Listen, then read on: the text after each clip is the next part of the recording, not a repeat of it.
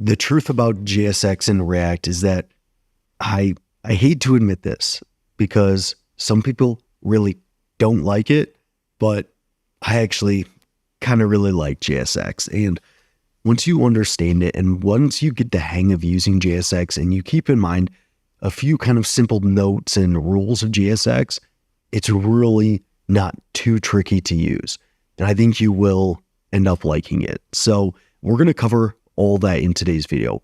What it is, a few rules to keep in mind, and a couple of notes to keep in mind. And this is just going to be a nice kind of quick guide to using JSX and a few things that have really helped me along the way when using React and JSX for several years now. So first off, JSX, it is a syntax extension for JavaScript that lets you write HTML-like markup inside a JavaScript file. So here, this is just a template Next.js application where they just template out this home page right here. And this is in React because Next.js uses React.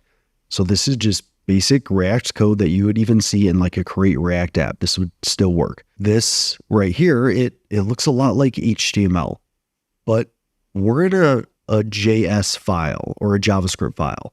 This is technically a JSX file, but this would still work all the same if this was just in a .js file. You can see there's no errors thrown.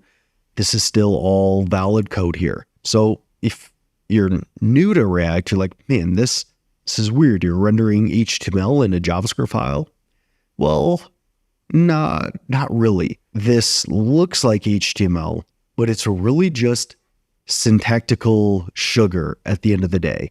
And what this really is just syntax that eventually just gets turned into JavaScript code. And this JavaScript code will eventually do things like what you've probably done in vanilla JavaScript applications, to where you do like dom.create element. I totally forget a lot of those methods at this point, but you're going to be basically creating JavaScript or using JavaScript to create these HTML elements. But here you're just writing the HTML and it's just syntax over the JavaScript that actually is going to create all of these elements. So at the end of the day, this really is JavaScript here, which is why it works in a JS file. And if you look at my running application here on localhost, you can see like this renders, it works. The reason for that is because in this JS file, this really is JavaScript. It's just HTML-like syntax that on the surface looks like HTML, but it gets converted to JavaScript, and then that JavaScript will create all these elements and then kind of inject them into the DOM here, which is what you're seeing on the page. So here you can see like get started by editing app/page.js, get started by editing app page.js, and then you're also going to be able to see like this Vercel logo, So that's what's kind of going on here. Now, there are some rules of JSX that you need to keep in mind. So I'm going to remove pretty much all of this. So I'm going to remove everything but this main tag here. And I'm going to change this back to a JSX file because I get better code completion. But just know that this is the same thing as having a JS file for the most part for our demonstration purposes. So I'm going to just have an H2 here that says my JSX tutorial. Now, this is totally fine, but one of the rules of JSX is that you need to return a single element.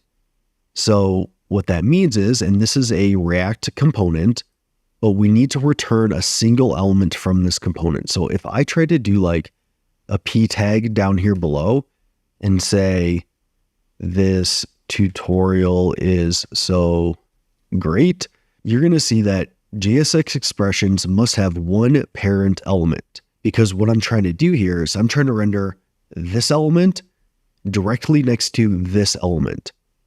So these elements are on the same level.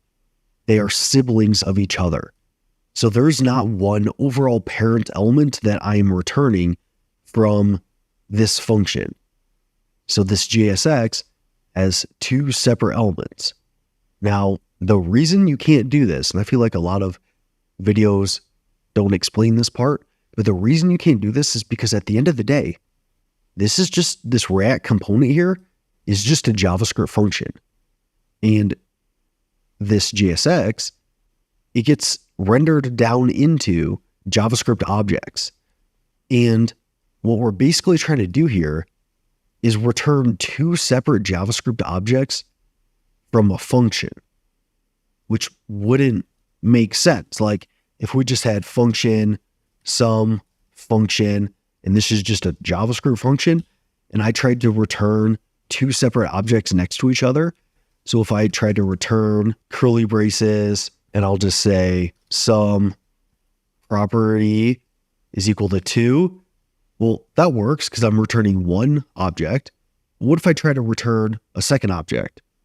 Another property is 4. Well, I'm going to get an error here too, because here it's like I expected a comma, not another object. So in JavaScript, and I realize I spelled return wrong, let me return that. But here you're going to see I still get the same thing. I get unreachable code detected, which is an error that actually makes sense more. But I'm trying to return two objects from this JavaScript function, which it just doesn't work. And that's the same thing I'm trying to do here. I'm trying to return this JSX, which gets converted into a JavaScript object. And then I'm trying to return this JSX, which gets returned as a JavaScript object. And that's the same thing as like trying to do this, which doesn't make any sense. It also doesn't work. So the way to fix this would be the same way that we would fix this JavaScript function. Instead of returning two objects, well, we could return like an array that has these objects within the array, and I'll separate these by commas, and now this function will work just fine. It would return an array of two objects, so it's still returning one thing. And very similarly, in our React component, instead of returning two sibling elements here, we could just put one of the sibling elements within the other. So this will now work because the p tag is now a child of the main tag.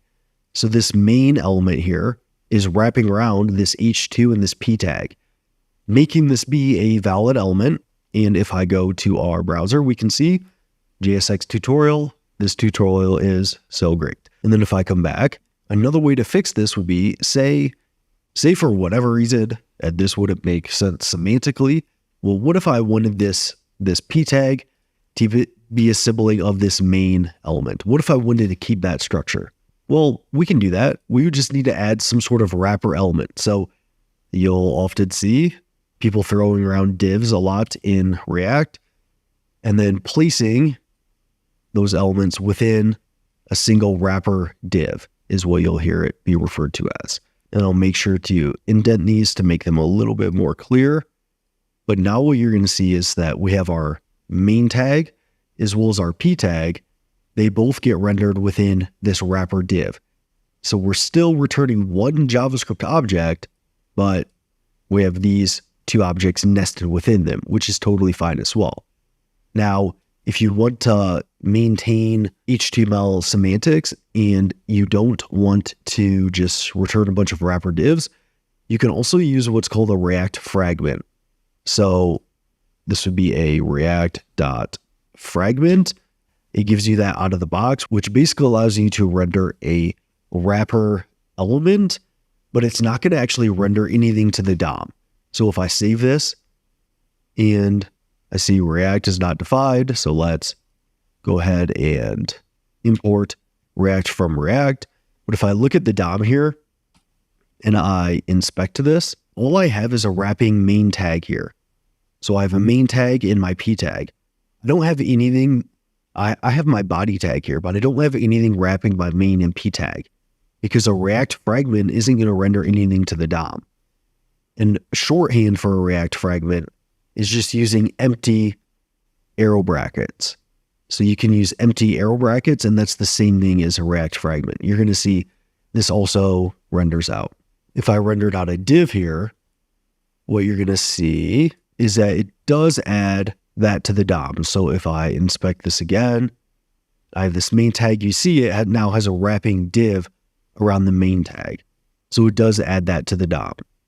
So a nice way to return a single element and abide by that rule of JSX is by making sure that you are using like a React fragment or some sort of wrapper element. Now, another rule of JSX is that you must close all of your tags. So HTML has the idea of self-closing tags. So for example, for W3 schools here, for this image tag, you can see that it has no self-closing slash. So in our app, we can see like this paragraph, it closes it with a p tag right here. This div, it closes it with this div tag, and it has this / to close the element. But in HTML, you don't need to close all of your elements. There's certain elements that are self-closing. So this image tag would be totally fine and it would work even without a closing slash here. But if I try to use an image tag like this in JSX, what we're going to get is JSX element image has no corresponding closing tag. That's because you need to close all tags in JSX. So if I just put a / here before the closing arrow bracket, we're going to see that this compiles and it works. And if I go to localhost, you see this beautifully styled page with this. I always love these vertical scroll bars. You can see we do have an image down here below. So it does indeed render the image when we add that self-closing tag. And then just for a little bit better styling here, let's move the P and image tag up into this main tag like so. And then I also justify center, and that should, at least allow us to see it. So we see we rendered this image successfully with the closing tag. So make sure to not try to use self-closing tags like we see here with image tags, and there's a few other HTML elements that work like that. Make sure to close them all. Now, in addition to this, you're going to see that in HTML for attributes, they're all going to be like lowercase. And that's somewhat true in JSX. Like this is lowercase, this is lowercase, this is lowercase, these attributes, that's fine to do. But what you're going to see is that for 2-word attributes, they're going to be camel case.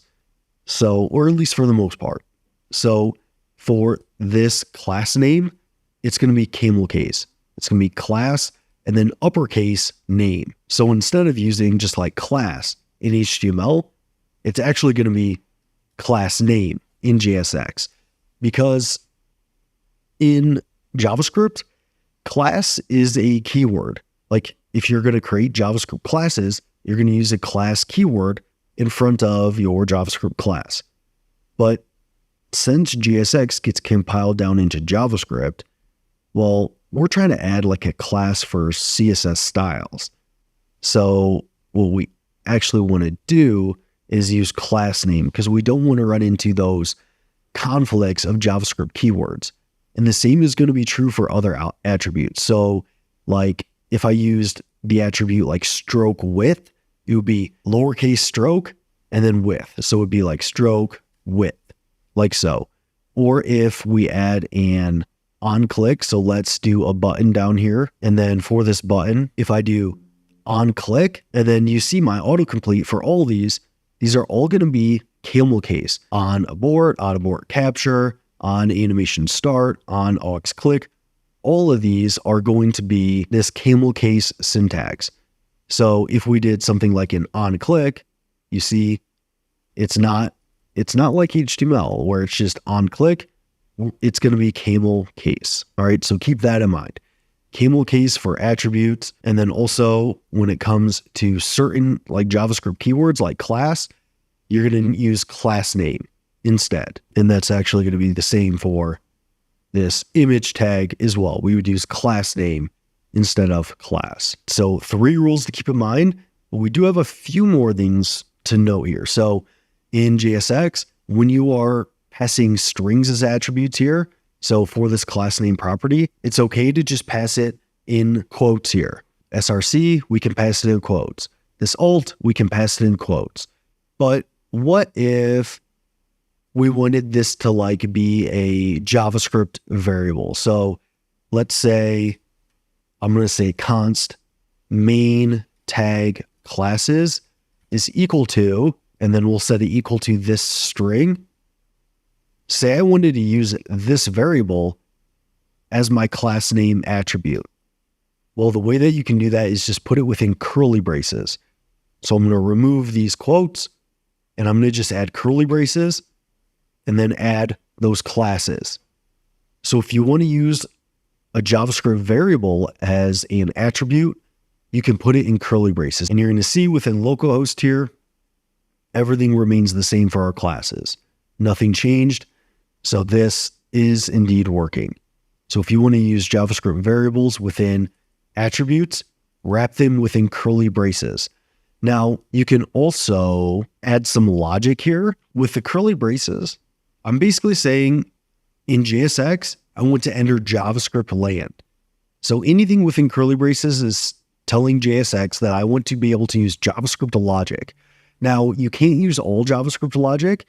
You cannot use if statements and for loops and other kind of statements like that.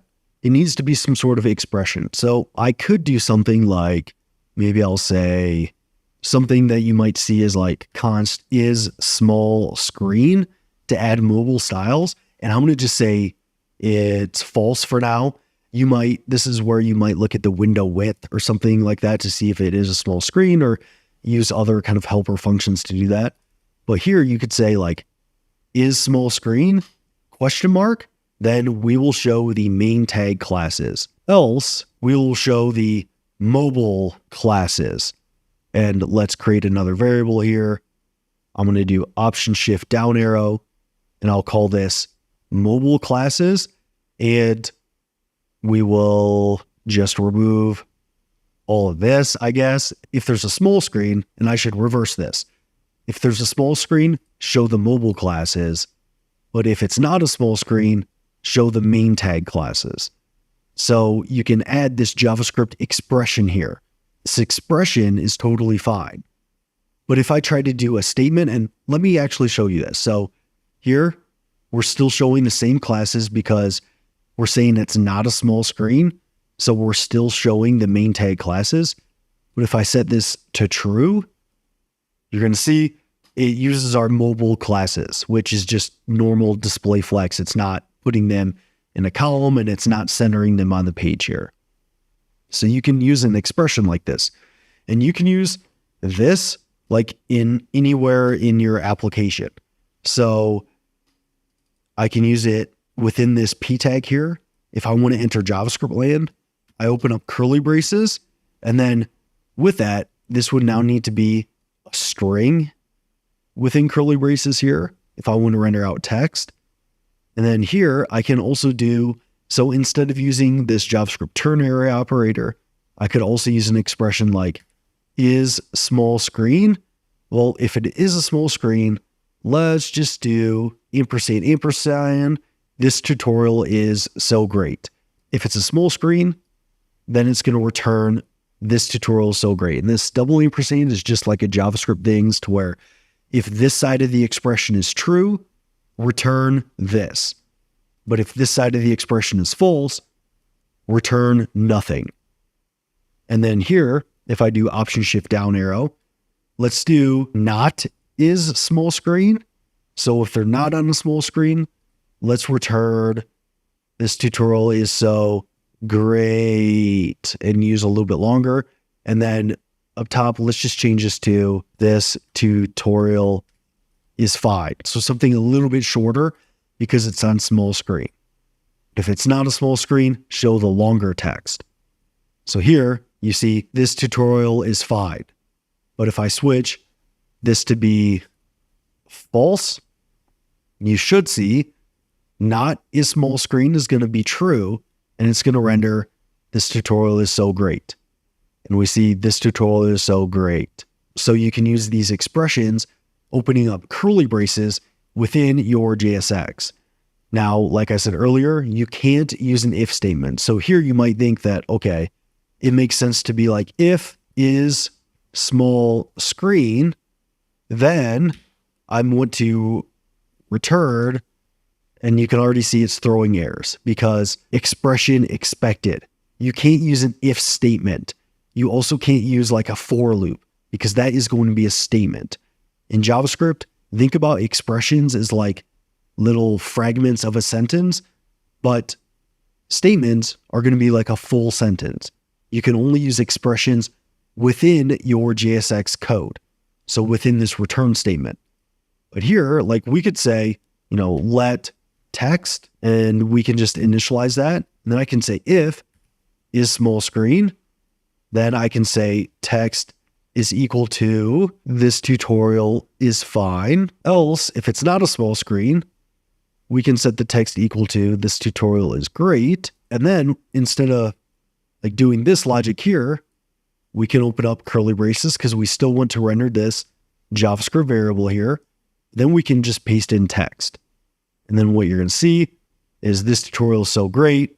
If I switch this to be true, if is small screen, that is going to be true. So it should be this tutorial is fine, which is what we do see up here. So you can still use like if statements and for loops within the body of your React component. You just can't use those within the JSX itself. It needs to be some sort of expression like a ternary operator, a double ampersand, something like that. But you open up curly braces to use these JavaScript variables. Now, one thing that you will see is that you might see double curly braces from time to time. And these double curly braces is nothing special. So you might see like on this H2 here, you might see like a style tag, and then you might see curly braces to enter JavaScript land. But then to add styles to this, you might see another set of curly braces because for the style tag, you need to pass a JavaScript object. So style is equal to curly brace, and then you could write your styles here. So I could write color is going to be red, and then I could do font size is equal to 32 pixels, and then I could save that. And if we come back, we see JSX tutorials now red, and it's a little bit bigger because we've added this style within our JSX.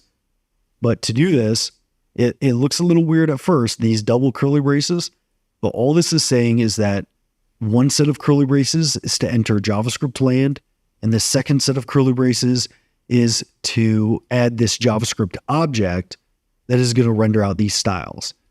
So double curly braces is just meaning within JSX that you are using a JavaScript object, and to use a JavaScript object, it needs to be in JavaScript land, which you enter using curly braces. I know it's a little bit tricky, but there's nothing, if you see it, there's nothing like crazy going on there. You're just using a JavaScript object within JSX. So to use JavaScript within JSX, it needs to have an initial curly brace, and then you're rendering the JavaScript object curly braces within a curly brace. To do a quick recap here on this kind of TLDR of JSX, you must return a single element. If I try to return this main tag as a sibling of this div tag, it's not going to work. You see I get errors here because you need to return a single element. You also need to make sure to close all tags. So you can't just use this self-closing image tag here. You need to make sure you do indeed close it. You also need to camel case most attributes. So like if we added an on-click to this p tag, you're going to see it's camel cased. Same with all these other suggestions are camel cased rather than just HTML like so. And then also some attributes look a little bit different. So instead of like just using a class, it's going to be class name because it runs into the JavaScript keyword class. So there's a conflict there because this does get rendered into JavaScript. And then also if you're using strings as attributes, just pass those as strings within quotes. That's totally fine to do. But if you want to use a JavaScript variable within your JSX, put it within curly braces so you can render it like within your tags. Or if I wanted to add a class name here, but I wanted that to be a variable, I can use curly braces and just pass it like so. And then also, if you open up curly braces, like we did here, whether that's within an element or as an attribute of an element, we can use JavaScript expressions. So like is small screen and render this text, or we can use the or operator or the double question mark or a ternary operator. This is all fine to do, but we can't use statements like if statements and for loops. And then also from time to time, you might see like double curly braces. And all that means is that the first curly brace is to enter JavaScript land, and the second curly brace is to render a JavaScript object within your JSX. Today, you're going to learn everything you need to know about React components here. And I've created this kind of web page here, and we're both going to use it as like code examples, as well as topics we're going to cover and kind of organize things. So first, we're going to cover what you should know before diving into components. Then we're going to cover what they are. I'm going to show you an example.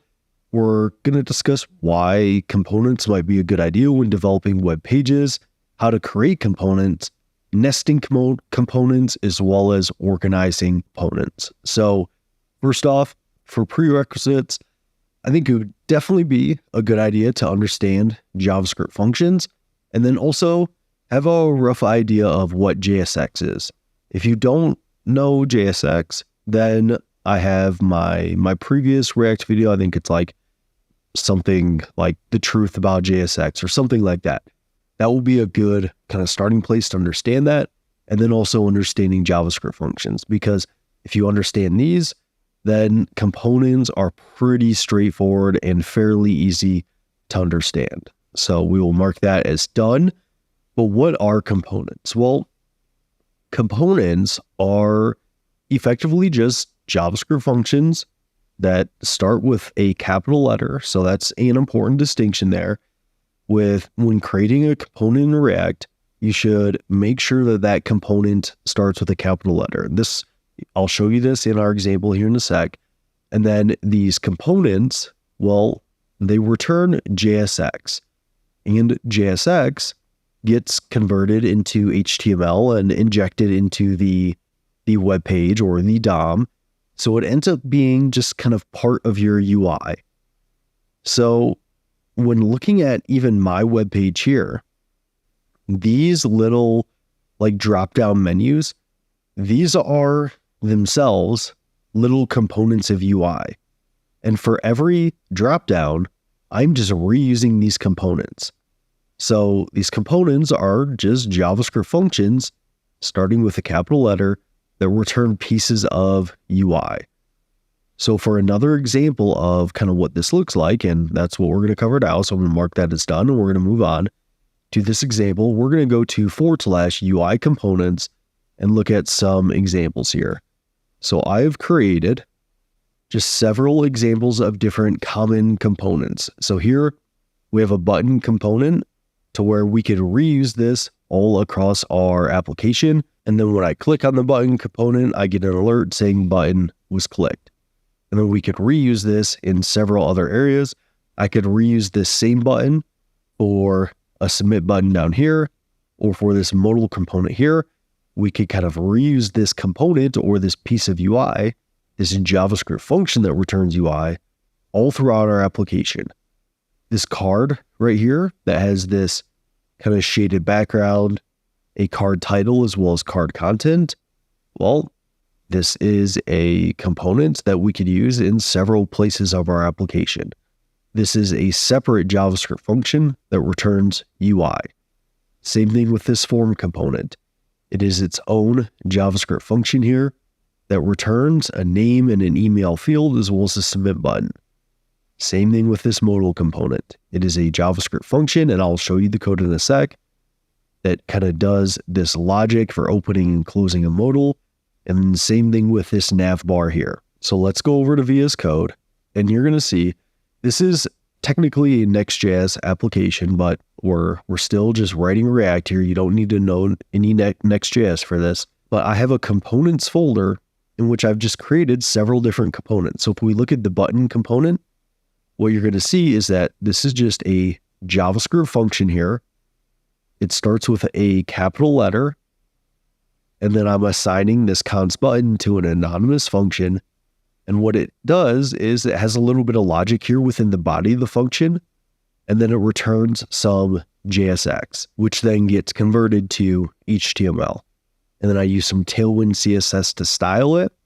And this is our logic for when they click on the button. This represents a component. We look at the card component, very similar thing. It is a function. So const card is equal to an anonymous function. And then the return for this function just returns some JSX. And like this is where it would come in handy to understand JSX and some of the rules of JSX. But it's just returning this piece of UI. And then we can use this and reuse this in several places. Now, my next video is going to cover props and passing arguments effectively to these components so I can customize this. So I could effectively take a title and content props, and then we could use those props right here for the title and then right here for the content, or we could take these arguments here and use those so we can customize these components, but we'll cover that in the next video. Just know that that's something that you can definitely do in components. They don't need to be these like self-contained, isolated components here. They can definitely be customized more. And then for the form component, you see this time around, it does a little bit more. It uses some state within the form as well as a handle submit function, but the basic principles still apply. It is a JavaScript function here, and eventually it returns some JSX, which then gets converted to HTML, and then it does a little bit of logic here. Same thing with the modal component. It is just a function that returns some JSX, and then same thing with the nav component and so on and so forth. So all of these components are just JavaScript functions that return a piece of your UI. So heading back here, we go back to my home page. I definitely should have saved these in local storage, but we're going to remark these as done. But why components? So I've mentioned a little bit, but it allows you to combine your markup, which is your HTML, your CSS, so your styles, and your JavaScript into custom reusable UI elements for your app, which some people don't really like, kind of combining all of your HTML and CSS and JavaScript. But I think once you get used to the pattern, it really is kind of nice, because when we look at this, everything that we need for this component is right here within this file. We could add some logic here, so some JavaScript here in the body of this function, which say in our modal component, we do that. So we have our JavaScript logic here, and then we return our markup here, which is our JSX. So a button, some divs, an H2, a P tag. So we have our markup, and then we also have our styles. So we have our Tailwind CSS class names, and all this can be found right within this component. And I don't necessarily need to create like a separate HTML page and a separate CSS page and do what you might have to do if you're just using like vanilla JavaScript. Everything I need is right here within this component, and then I can use this component anywhere that I want to within my application. So I can get some really nice reusability of these components. And then, as we'll cover in my next video, you can pass arguments to these components, because at the end of the day, they're just JavaScript functions, so they're capable of accepting arguments just like normal functions, but they can take these arguments and then you can customize these components even further. So they have the benefit of kind of allowing you to combine your markup, your styles, as well as your JavaScript into custom reusable UI elements, and then you can just reuse those elements throughout your application. And it really does help just focusing on one piece of like UI at a time, because, you know, it can be a little daunting. So if we come back to, you know, UI components, if I need to create like a big web page with, you know, a form, different card elements, different, sidebars and, a navigation menu and all this stuff, it can be like, I don't even know where to start. But if you're like, okay, I'm just going to focus on creating one component at a time. I'm going to first just focus on creating the form, and then I'll create that component and render that to the page. And then after that, I'm going to focus on creating a card, and you focus on that, create it exactly like you want to, and then kind of move forward with your web page. And then if I want to, I can reuse those components elsewhere in my application, which we'll kind of get to now. So we'll go back to the home page. I'll remark these as done. So we covered why components, but now how do you kind of create components? Well, first we need to define the function. So let's go to the button here. So first we define the function. So const button is equal to an anonymous function. Other things that you can do is you can do a function declaration. So you could do function button, and then you could create your component like this and return your JSX. That's totally fine to do as well. Basically, any way you create JavaScript functions, you can do that here. I think it's pretty standard to see components created like this with anonymous arrow functions from JavaScript. But for the sake of readability, I actually kind of like the syntax of just saying function declaration and then the button. I actually quite like that. But you're going to often see kind of I guess this would be considered maybe the modern way of doing it, of just doing a anonymous function and assigning that to a constant like so to create your functions. So first you need some sort of function definition, and ignore this use client. That's a Next.js specific thing that you don't need to worry about. But first you define the function. Then you can add some logic and return your JSX. So here you can see we have a little bit of logic here. So we have a handle click. And if we go to our modal, you can see we have a handle close, and kind of we're handling some React state here. And same thing with a form. We have some logic here, but across all these, you'll see we have our kind of function definition, potentially some logic depending on what you want to do with your component. And then we return some JSX. Same thing with a modal. Function definition, some logic, and then return some JSX. And then finally, you can export and import your components. So we'll cover organizing components here in a second, but what you're going to see is that all these have like an export default modal. And then we export default form. And then we export default section. And then we export default card. So we're exporting all these components because we need to do that to be able to use those components within other like pages. So if we go to our page.jsx, you can see for our UI components page, we are importing our button component, our card, our form. So since we've exported these, we can import these all within separate files, and then we can render those within our separate pages. Now, to render these components, we kind of use the JSX syntax. So to render our card component, we render it like a self-containing HTML element. Now, you don't necessarily need to do this because you can see our section component. We actually render it as a parent to the card component, but we'll cover that in just my next thing. But just to stay on importing and exporting once a little bit more, in order to use these components, our button, our card, our form, our modal, we need to make sure to export to them from this file. It's very common to export default to them. So what that basically means is that here within this, we don't need to say like import modal from this components page. The default export is modal, so we can just say import modal from that components folder. Now, if I don't export modal, so if I comment this out, what we're going to see, and I try to go to our UI components page here, they were unable to resolve something. And basically what's happening is that we're trying to import here in UI components, we're trying to import a modal component from our modal file that isn't there. So if I go back to modal and I comment this back in and we make sure to export it, we can now use that within other files.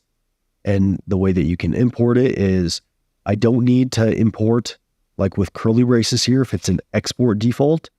If it was just if I go back to modal, if I just do export modal and I export it like so, then I need to import it with curly braces as well. I need to import modal from components modal.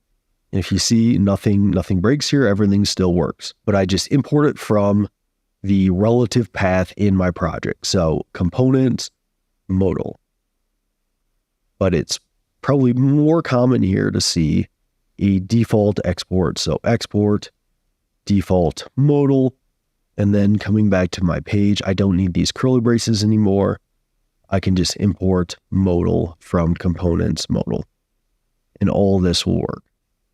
All right, so in order to use your components, you need to make sure to import and export them correctly, which is honestly more of a JavaScript thing than a React thing. But coming back here, we've covered prerequisites, what are components, examples, why components, and how to create components. But now let's go to nesting components. So it is perfectly fine to nest components within other components just like HTML. So if we come to this UI components page, you can see that within each section component, so I have my section component here, and we'll cover props in my next video as well as children. You can see that I don't render it like a self-containing element like I do with a button, the card, the form, the modal. To render these components to the page, I render them like an HTML element with opening and closing tags. So you render them just like you render other kind of JSX within your project. Your components are effectively custom elements. So you render them to the page like you render other elements, like an H2 element or a HTML form element or an input element. Your components, they're JavaScript functions that return JSX, and you render them to your web page just like you do other elements in HTML. So the way I render this button component is here in my components page, I do an opening bracket button and then a closing, a self-closing element here. Now, like I said, you don't necessarily need to render them like this.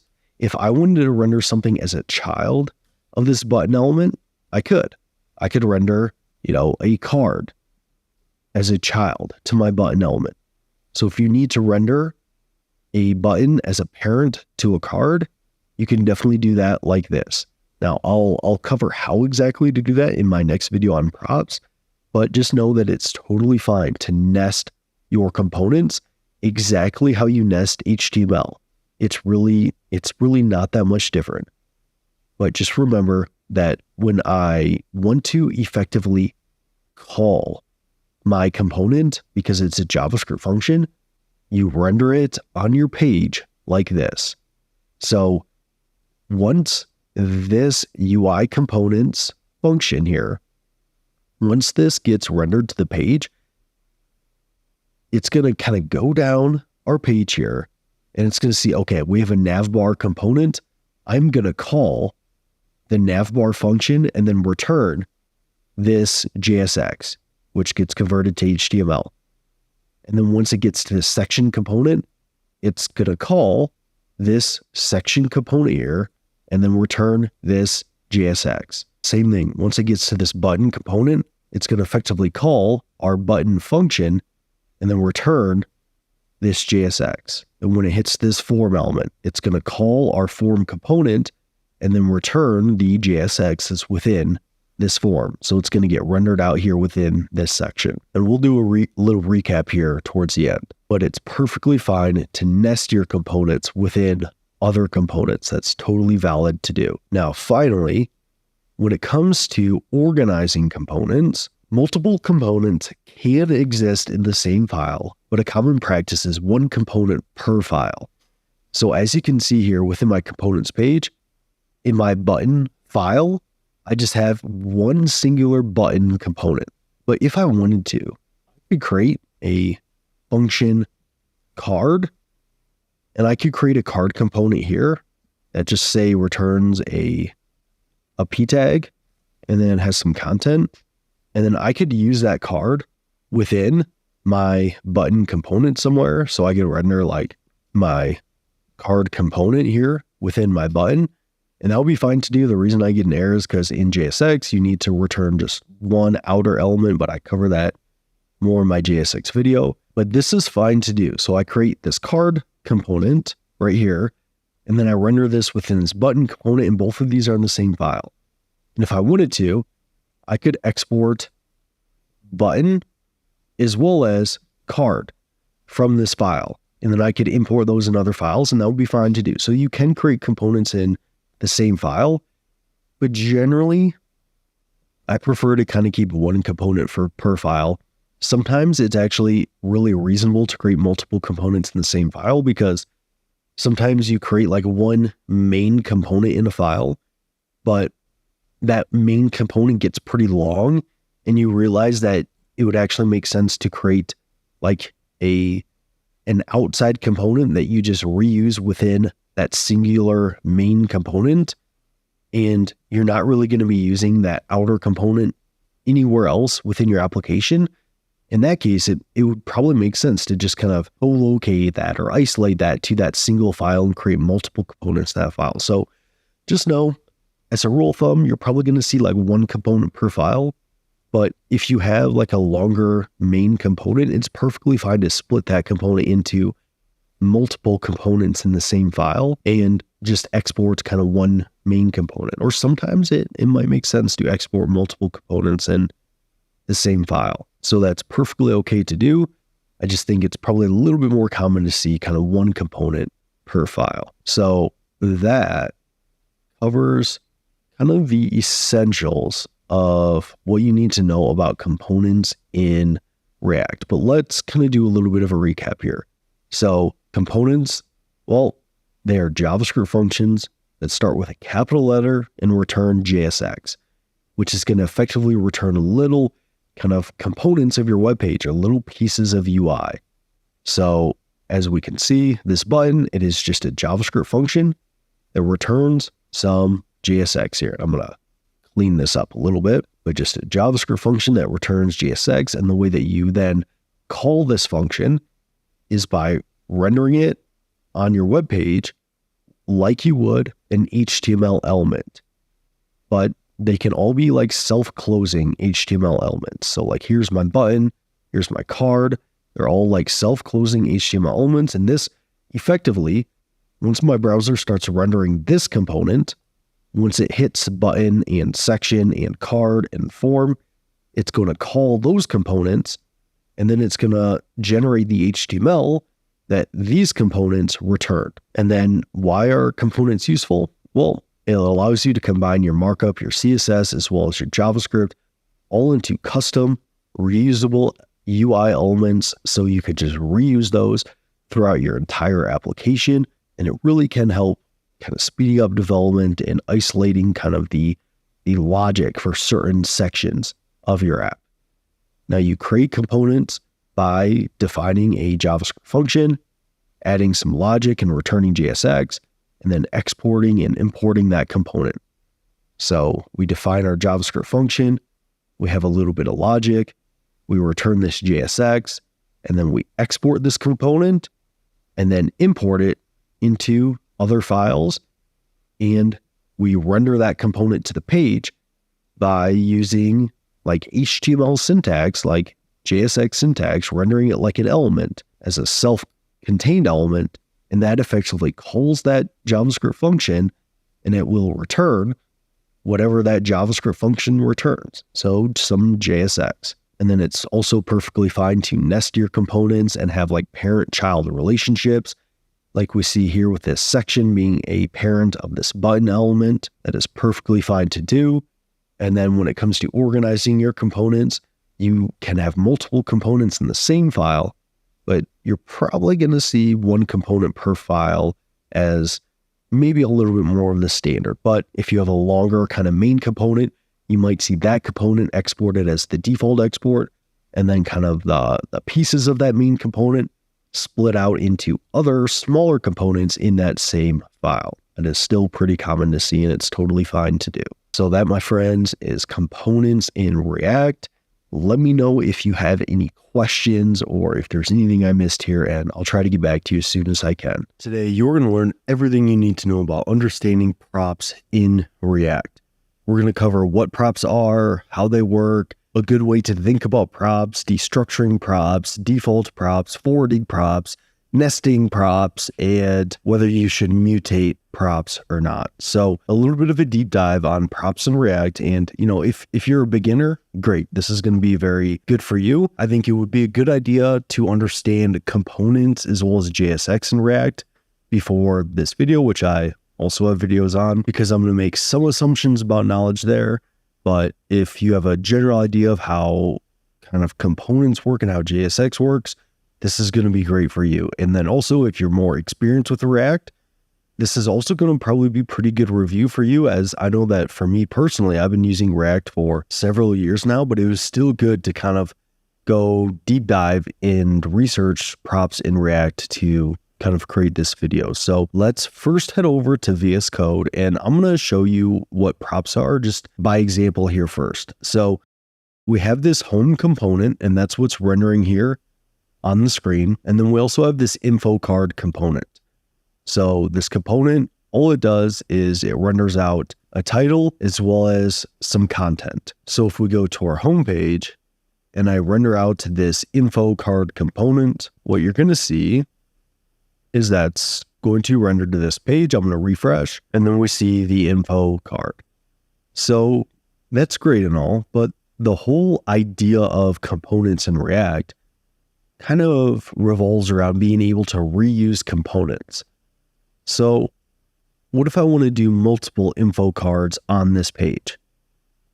Well, I can render out a few of them, and then we come back and we see a few of them, but all three of them are exactly the same, which is probably not what you're actually going to want in an application. You're probably going to want to render some different titles and some different content for these cards. And this isn't specific to info cards. It's for any component you make. You're going to want to be able to kind of customize them and reuse them all around your application if necessary. So how can we customize these components? Well, the way I like to think about components, which I've covered in my components video on React, the way I like to think about them is that they're just JavaScript functions here. So you can see info card is equal to this anonymous function, this JavaScript function, and they're just JavaScript functions that return HTML, or they return some UI. Now, this isn't technically HTML, it's JSX, but at the end of the day, it gets converted into HTML and rendered to the page. So they're just JavaScript functions that return some UI. Now, how do we customize JavaScript functions? Like, how do you tell a function effectively to return something a little bit different? Well, you pass arguments to those functions. And in React, components work a very similar way. We can effectively pass arguments to these components via props. And what props look like are very similar to HTML attributes. So in our JSX here, we're setting these class names on these JSX elements. These class names here would be considered JSX attributes. And you can see when I hover over it, it's going to have the HTML attributes type. And then you could do different things like, if I had an HTML input, it might be type text. So my attribute is type. Well, very similar to adding attributes to components, we can add props.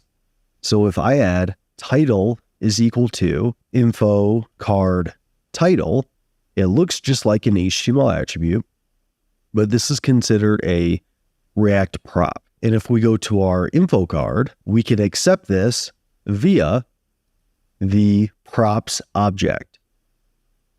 So right here, passing this attribute is effectively like passing an argument to the info card function. And then within info card, we accept a props object here. So React is automatically going to pass all of the like attributes here on a props object. So we're going to be able to access, and I'm going to make this, I'm going to put square brackets around here, and then I'm going to just say return, so we can console.log the props. So if I open my console, you're going to see I render 3 different props objects here, and you can see props is an object. One of them has a title property with info card title. Because I'm rendering 3 different info card components, but I'm giving one of them the title of info card title. So you can see the attributes I add here are passed on a props object in which the name of the attribute corresponds to a property on the props object. So if I add another attribute here, so I'm going to say content is equal to my info card content, and then I save that, you're going to see I render out 3 different props here because I'm rendering out 3 different components.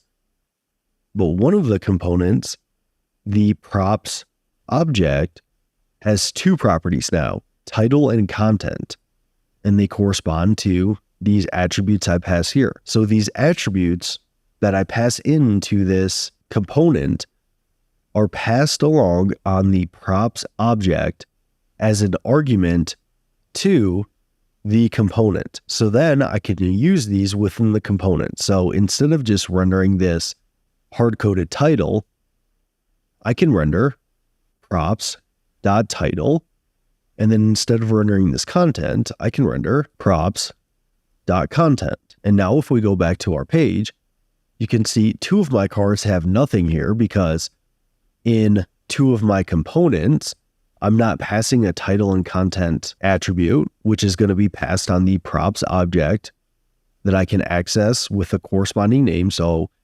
props.title, it corresponds to this title attribute. Props.content corresponds to this content attribute.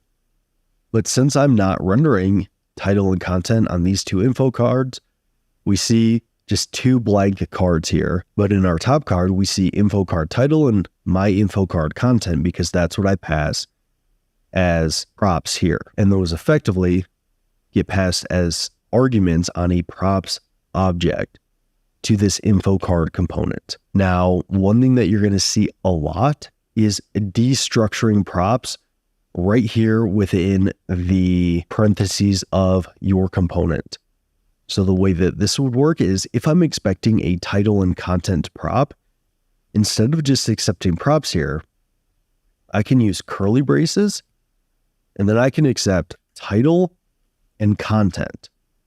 So this is just a JavaScript thing. It is accepting, and I'm going to remove this console log of props, and I'm also going to remove props.title and just use title, and remove props.content and just use content. But this is just a JavaScript thing.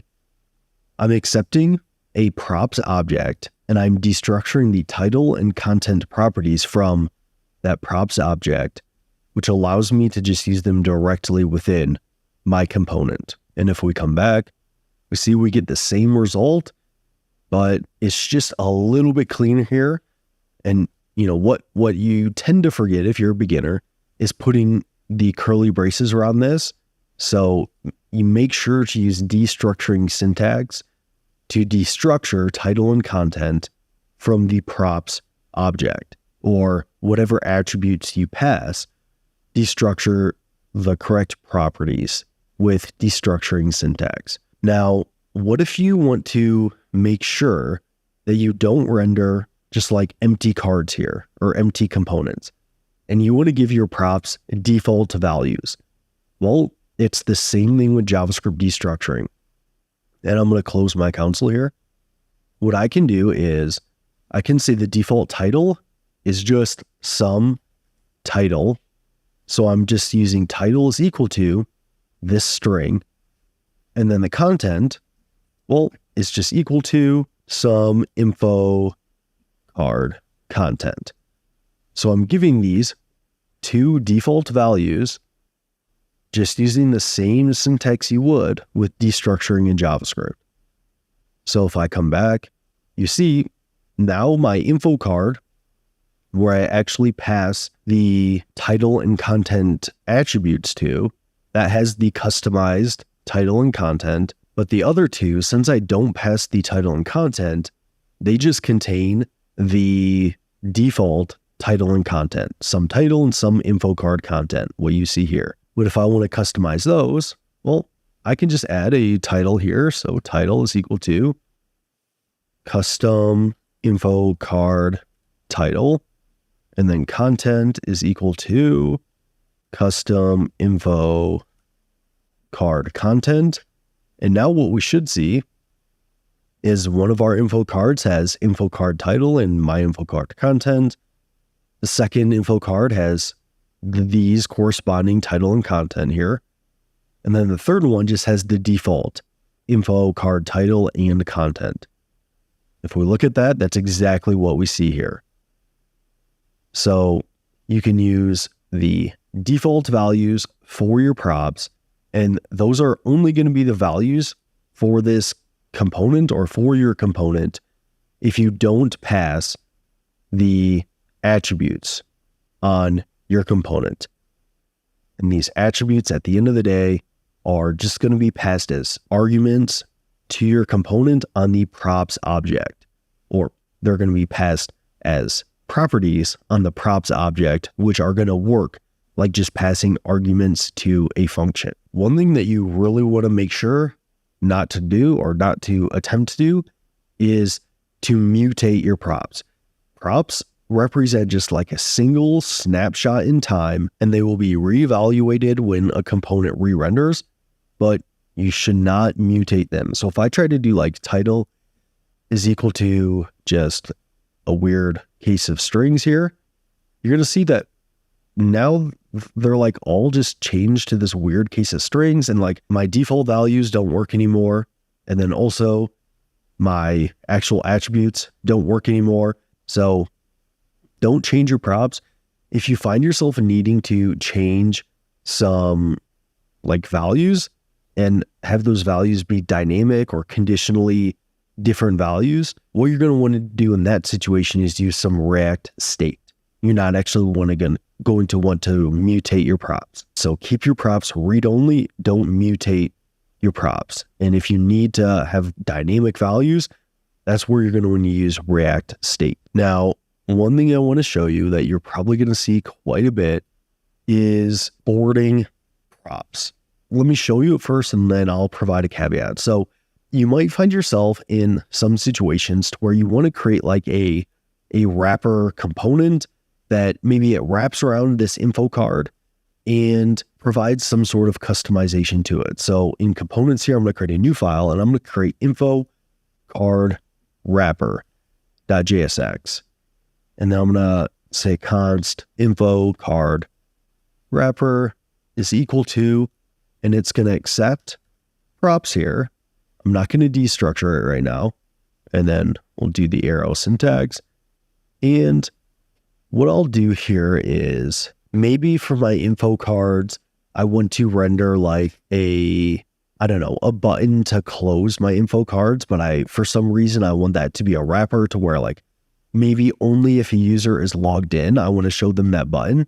So here I could be like, const is logged in, and then this could be some logic to see if a user is logged in. But for now, I'll just say true, and then we'll return React fragment, and then I will say if they are logged in, so is logged in, then I will render out a button that will say close card. But if they're not logged in, then we won't show the button. Now, this is just for example purposes. The logic here isn't necessarily what you would actually do in an application, but it should get the point across. But now, let's say I want to render out a info card component. So info card, and I'm going to import info card from info card. But I need to render out the props here. So if I'm just going to render out my info card wrapper, I'm probably going to want to send it like a title and content prop. But say I don't want to do like title and content. And if there were several props, I might need to do, a bunch of other things. So like button, text, and say my info card component had a bunch of other props here that I'm typing out. That might get a little bit tedious to do. So instead of doing this, what you can do is just accept props, and then you can spread your props into the info card component. So I can just spread these props like this. Because remember, props is going to be an object, and then I can just use JavaScript to spread that object into this info card component. This is commonly called forwarding props. And if you haven't seen it before, it looks a little bit weird, but at the end of the day, we're just using JavaScript here to take this props object and spread the properties and values into this info card. So if this props object contains a title and a content property, we're going to assign the property title as an attribute to this info card. And the same thing with content. So let me console log these props here, and then let's render within our page.jsx. Let's render an info card wrapper. So I'm going to do info card, and I think we need to export it. So let me make sure to do that. Export default, info card wrapper, and then let's go render it. Info card wrapper. And then now I can pass a title is equal to info card wrapper title. Content is info card wrapper content. And now if we look, we see a close card button, which doesn't make a ton of sense, but that's what we wanted for this wrapper component. But we still see info card wrapper and info card wrapper content. So our props are working correctly. And if I open my console, we see my props in my info card wrapper here that we're console logging have a title and content property.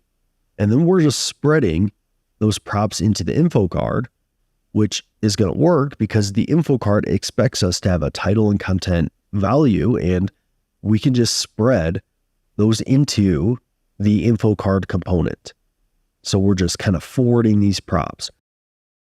Now, the caveat on this is that this isn't always the most readable thing. Like if you're new to React and you haven't seen this, you might be like, what in the heck is going on here? But this is the very same thing, is doing something like, instead of spreading them here, I could say title is equal to props.title, and then content is equal to props.content. And that's the very same thing. And if we come back, we see everything works the same. And then we could even do the same destructuring up here for title as well as content.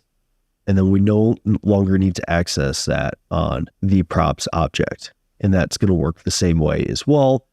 But props is not defined, so I will get rid of that as well. But you see, that still works. And I think that this can be a lot more readable, which is why I tend to still use this approach. But just know that you're going to see that forwarding props of ... props quite a bit. And that's all that's going on there. And it can be really nice to where, like I said, if I had like several other props that I'm destructuring, prevents me from needing to like just continue to add all those attributes manually here, which can get a little bit tedious to do. And sometimes forwarding props makes a lot of sense. You just have to kind of know what's going on there. Now, one final thing to cover here is children. What we're going to do is for this info card wrapper, instead of just rendering an info card here, I'm going to remove that. I'm going to also remove both of these here, and I'm just going to accept props here. But now below my button, I'm just going to render props.children. And I'm going to also console.log props.children. Now, what is children? Well, children is going to be anything that I pass as a child to my info card component. So in page.jsx here, I'm no longer going to be sending these props to the info card wrapper. I want to render the info card as a child to my info card wrapper. So the way I'm going to do this is instead of just having a self-closing component, I'm going to have an opening element and a closing element here. And then I'm going to render my info card within the opening and closing element. So I'm going to render info card like so.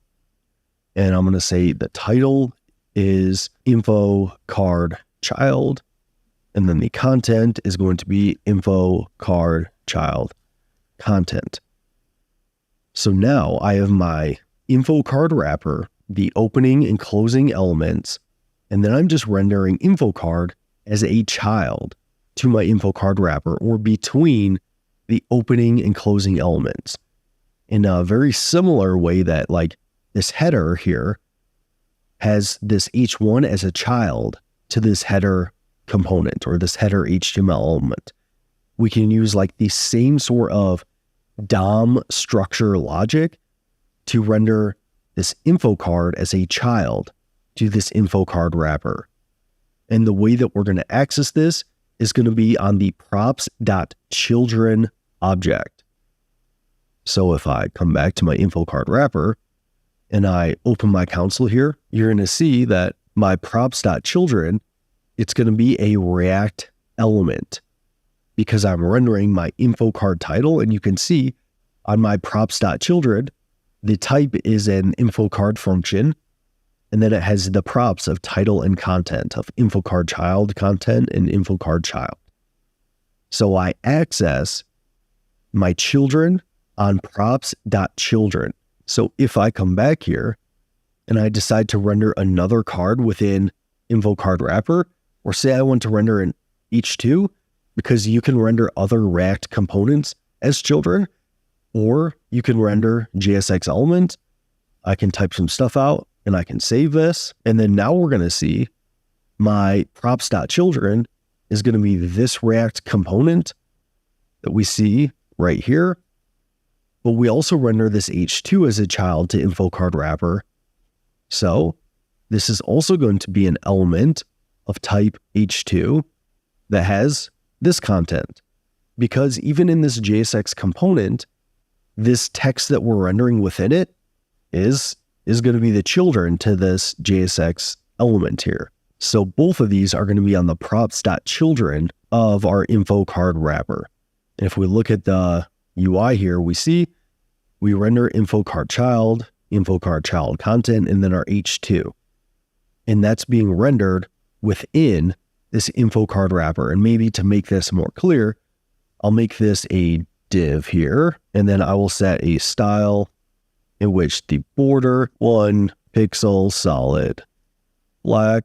I think that might work. And then you can see it kind of has a border here, but maybe I'll make it a little bit bigger. Maybe I'll do 10 pixels and then I'll do solid red. So here you can see my info card wrapper is rendering the button, the info card child, and this H2. And I'm rendering all those by just rendering out my props.children and this button right here. So if I pass more things into this info card wrapper here, I'm going to keep rendering them as children. So this is now going to render this paragraph. And if I look at this, we see it renders this paragraph. So anything that you pass within your component tags here, so within the opening and closing tags, you can access that content or those JSX or other React components. You can access those on the props.children value because that's automatically going to be passed on the props object, and it's going to be on the .children property. And of course, we can use the same destructuring syntax. I can just destructure children on my props object.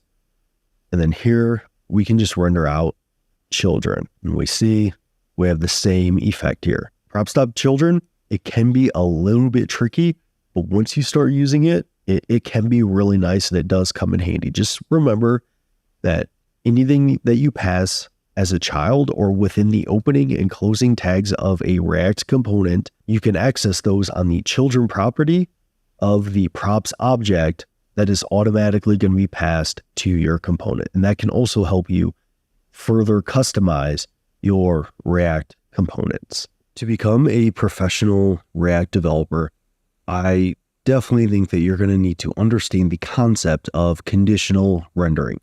So today's video is going to cover that concept and cover the different ways that you can conditionally render different things within React.js.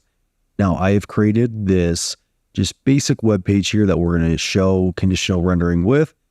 If I inspect and then I make this a smaller window, you're going to see that it drops down to just a few items once I enter like more of a mobile screen, to whereas when I expand, it pops back out to 10 items. And this is using conditional rendering here.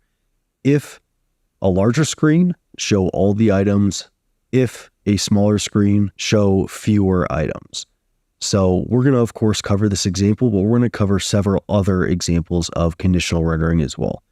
Now, in my running application here in VS Code, if you would like to follow along and see this code, I have this code linked in my description box. You can clone this repo and then run npm run dev, and you should see this project here. Now, it's technically a Next.js project, but we're just focusing on the React aspects. So here, I have a list component, and I effectively generate some new items or a list of items. But then I check the window width of the viewport, and if it is on a mobile screen, then I only take the first 3 items, else I take all 10 items. And then I map over my display items here within my JSX.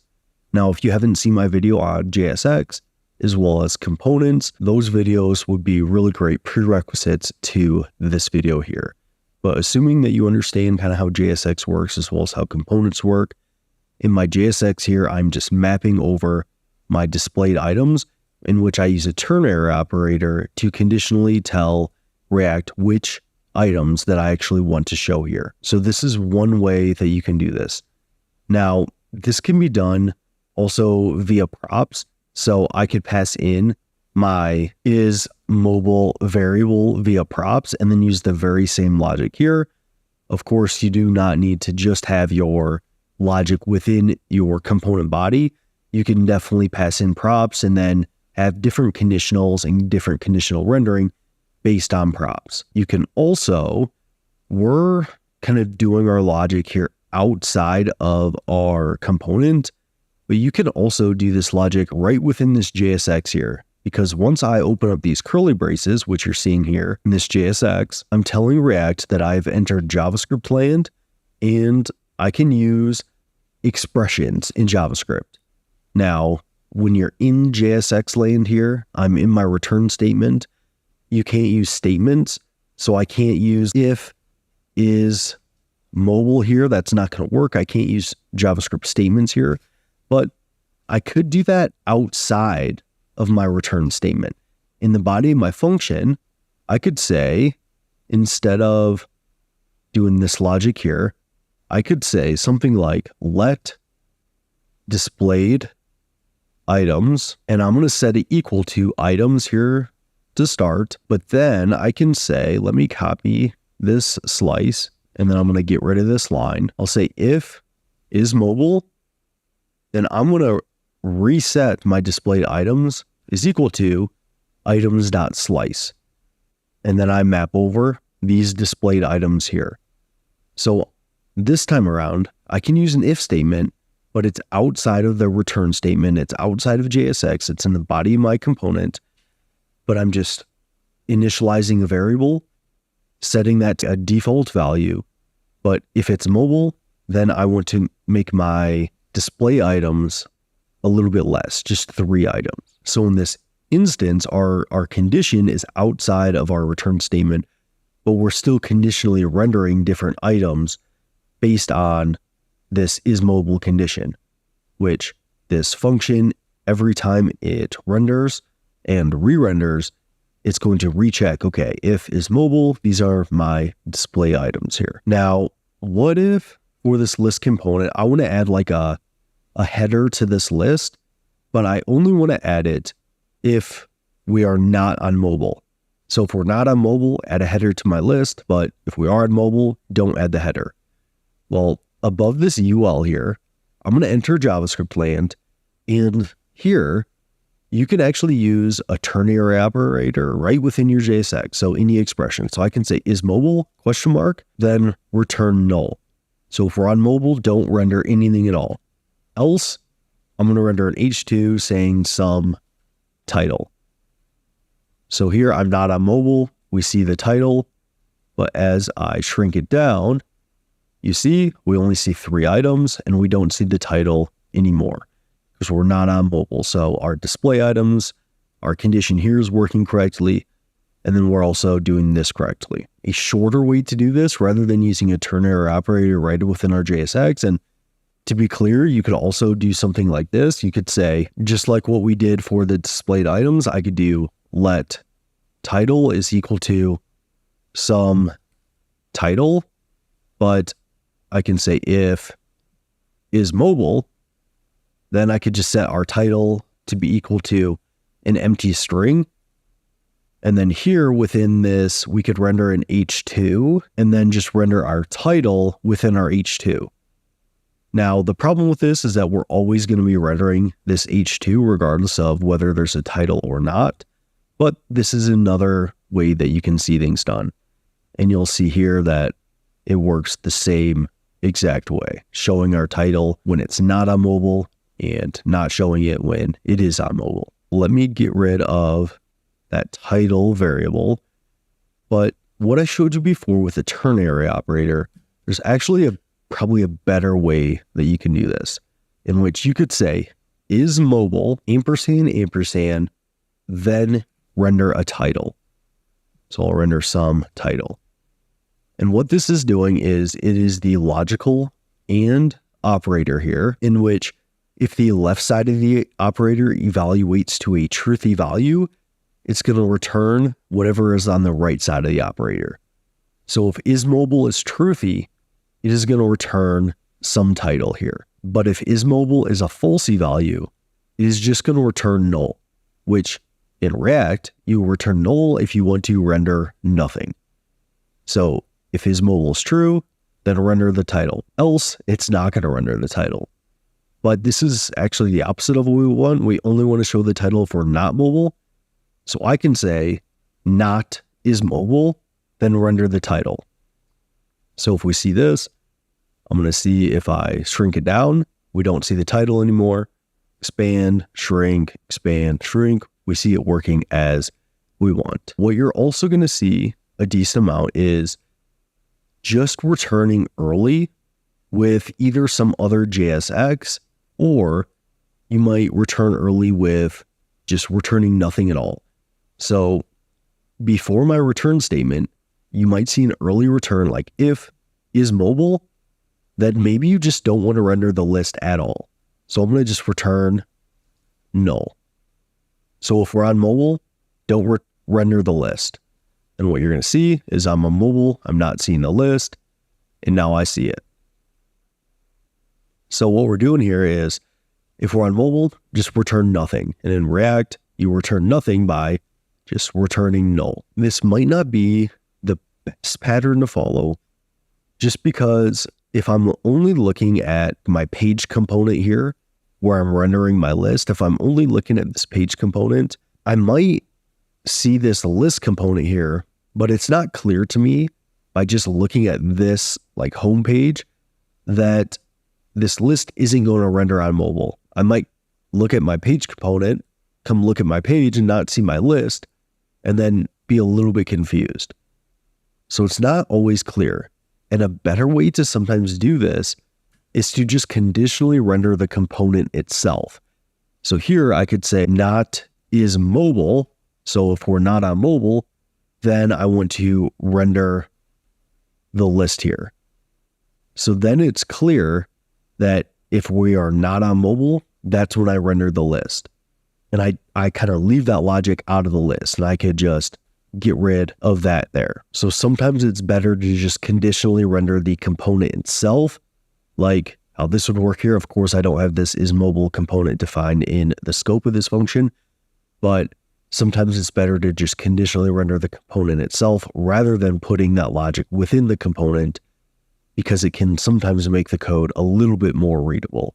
Now, there are times to where it makes sense to put in the component, but sometimes it makes sense to just keep it out of the component logic. So I'm going to go ahead and get rid of that. But you could also return, so in our list component, instead of returning null, you could return some different JSX or a different component altogether. So if is mobile, maybe render like a mobile list component, and that would be perfectly fine to do. So what I'm actually going to do here is let's take this div and these items, and this use client up at the top is just a Next.js thing. You can just ignore that.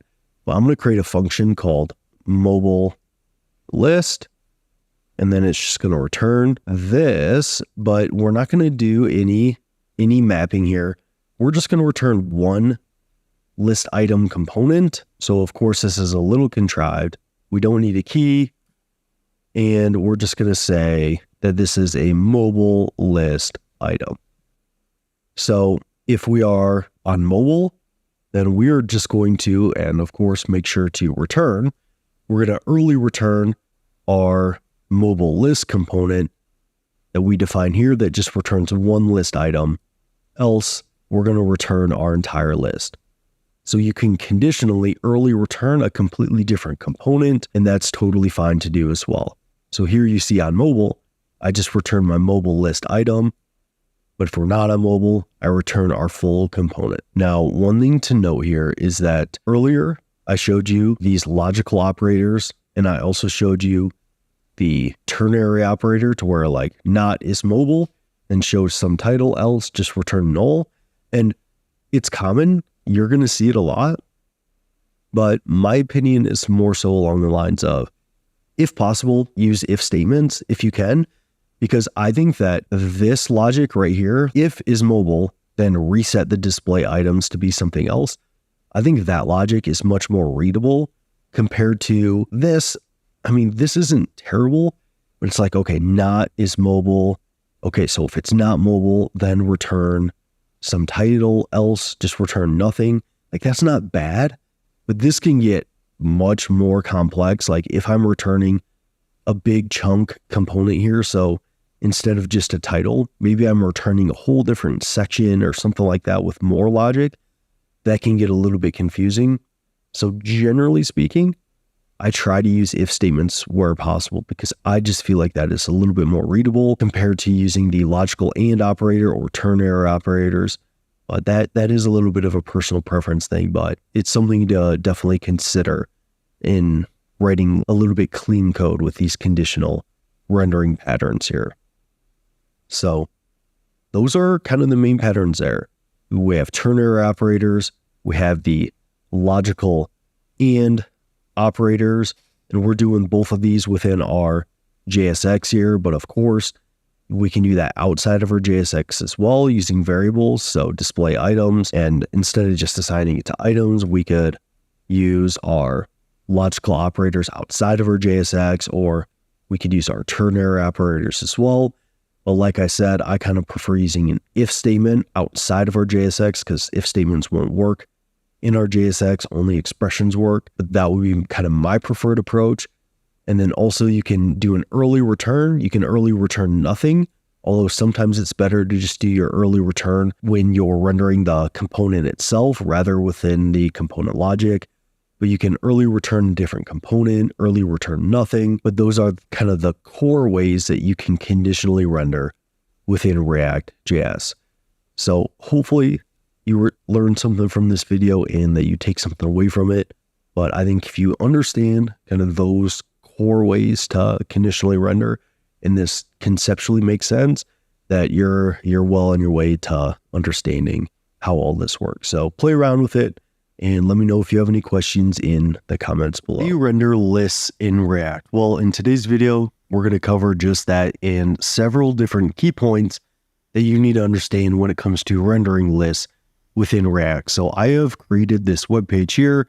You can find it and you can see kind of the code that we're going to show for examples here at this GitHub repo that I'm going to link in the description below. Just in case you want to follow along or play around with some code, you can clone this and basically see this page once you run npm install, then npm run dev. But the first point that I want to touch on here is that when rendering lists in React, it involves using the JavaScript array method. So when you have a list of data that you want to render, you're going to need to map over that data and return list items for that data using the map method. So it is important to understand how the map method works to understand rendering lists in React, as the overall steps for rendering a list in React are going to be, you're going to want to have an array to render the list items.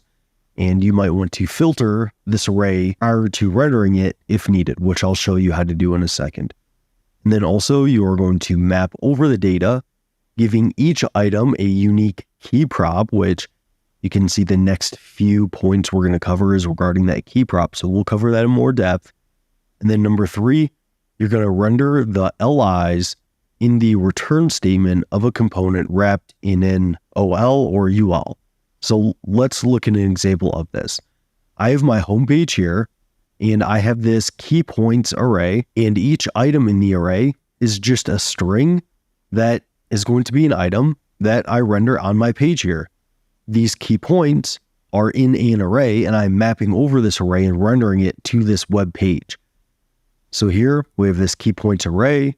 I'm not doing any filtering on this array, but I'll show you how that would look in a second. We have an array of strings. This could also be an array of objects or different structures. What's most important is that you have an array of some sort. And then once you have this array, you can then call the map method on this array to render items.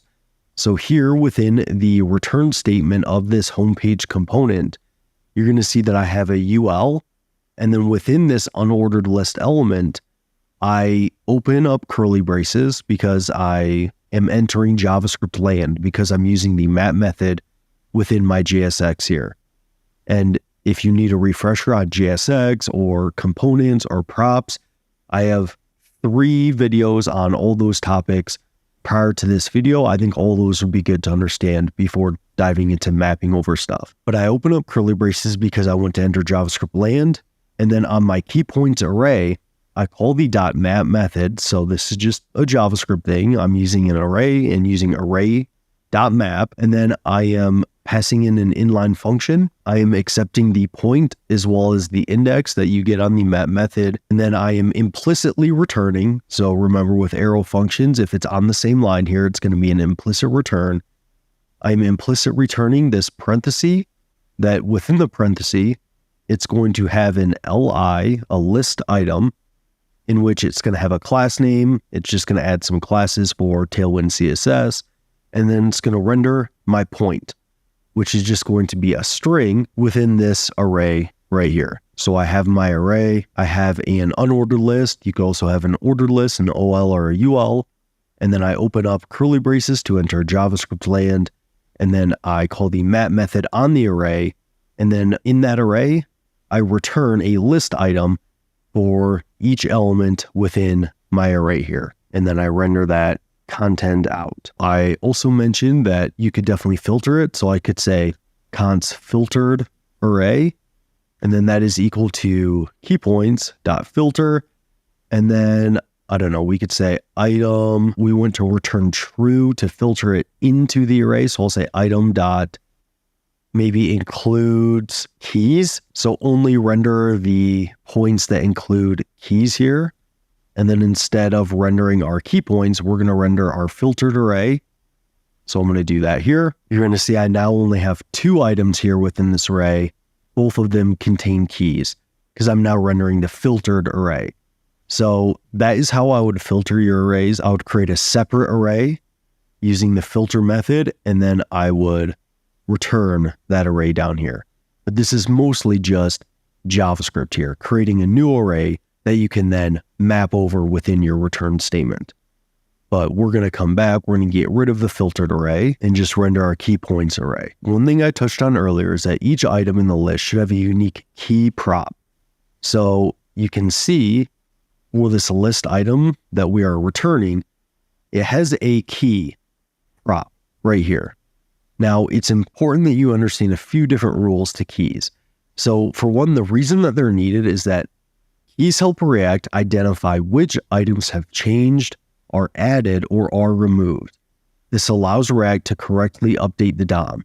So these keys basically allow React to have some sort of unique identifier to know what item is what. And it allows React to know what the item's position is within an array, which is important because if you remove items from the array, if you add items to the array, if you reorder the array, it's going to allow React to still render things correctly on the page because it knows what position that item was in or should be in. Now, in order to allow React to correctly know the position of the items, it uses this key, and this key, it should be unique and it should not change. And it's best to use a key from your data rather than generating it on the fly. And then I mentioned, for example, with indexes because those reorder. So you shouldn't use an index like I'm doing here. So I'm generating these keys on the fly here. So I'm using the index and I'm using this here. But if I remove elements from my list here, so say I had like a delete button and I could remove this li, or the user could, well, that element is now going to have a different index because I just removed the element from the array. So the index is changing, and keys, they should not change. They should be unique. And it's best to get the key from your data. So what I mean by this is it's best to, like within the array itself, maybe you have an ID from your database that you use, or maybe you have some sort of unique identifier within the data itself, rather than just trying to create a unique identifier on the fly. That's almost always better to do. So what we're going to do is, instead of just rendering this array of strings, we are going to use this array of objects that I've created right here. I have this key points too. It's a different array, but now you can see it's an array of objects in which each object is going to have an ID, which is going to just be a unique ID from this UUID library. And then it's going to have a text, which is the same as our text in our key points here. So now, instead of rendering key points, let's render key points 2. So I'm going to come back to my return statement, and we're going to render key points 2 for my key. It's going to be my point.id, since it's going to be an array of objects, and this is going to be point.text. Now I'm still using my index here for my style, so I'm going to keep that. But now my point is going to be the ID for my array of objects. And if we look at this, we can see that everything still renders correctly, and this would be the more proper way to do it, because this is going to ensure that the key doesn't change and it is unique. And React mentions that it's best to get these keys from your data, so like the database, or generating them like what we did here with a UUID library. So within the array itself, we give each item of data a unique identifier rather than trying to render it on the fly. That's going to be a better approach. Now, lastly, you'll see that often lists are kind of abstracted into their separate components. So instead of just kind of generating the list and rendering it here within this JSX itself right here, let's create a different component here. So I'm going to, in the app directory, I'm going to create a new file, and I'm just going to say list.jsx to keep this nice and easy. I'm going to copy this key points 2 array, and let me just copy all this. I'm going to paste it here at the top of this file. I'm going to go back into page.jsx, and then we are going to grab this UL right here, go back into list, and then I'm going to say export default function list, and then it's just going to return that UL that maps over our key points and renders that out. And then we're going to take this list component, go back to our page, and then in place of this UL, we're just going to render our list like so. Now, another common way that you'll see this done is we might have a data prop here to where it has like the key points data, and then our list just renders a list of data. That's also very common, but we're just going to keep it as rendering the list and having the data within the list itself here. So if we come back, we see no real change in our web page because we are doing the same thing here. We just abstracted this rendering logic of the list out into its own separate component, which is very common to see. So in React, to render lists, first you need to have an array of different items. Now you can filter this array if needed and create a new array, but you need an array of some data. And then once you have that array of data, you can use the map method to map over that data and return a list item for each instance of data within your array, or each item within your array. And you can return this list item within an unordered or ordered list, just like you would with regular HTML, and then make sure each list item has a key. And importantly, this key needs to exist on the outermost element of the item that you are returning from your map method. So if I returned like a div wrapping around this list item, then my key would need to go on the outermost element, which would be my div. So I would put my point.id on my div. I would not put it on my list item. So it needs to be on the outermost element, but you need to render a key that is going to be unique as well as unchanging for each item within your list. And this is important because it allows React to identify which items have changed, are added, are removed, and helps React update the DOM accordingly. And then also it's best to have your key unique identifier within the data itself, like what we did here, or it comes straight from your database like that, rather than trying to generate it on the fly using an index or something like that that might be much less stable. And then as we covered finally, it's very common to extract your list into its own separate component and then maybe just pass data to that component and render the list. So hopefully this video helps you out with rendering lists in React. Let me know if you have any questions down below, and I'll see you in that next one.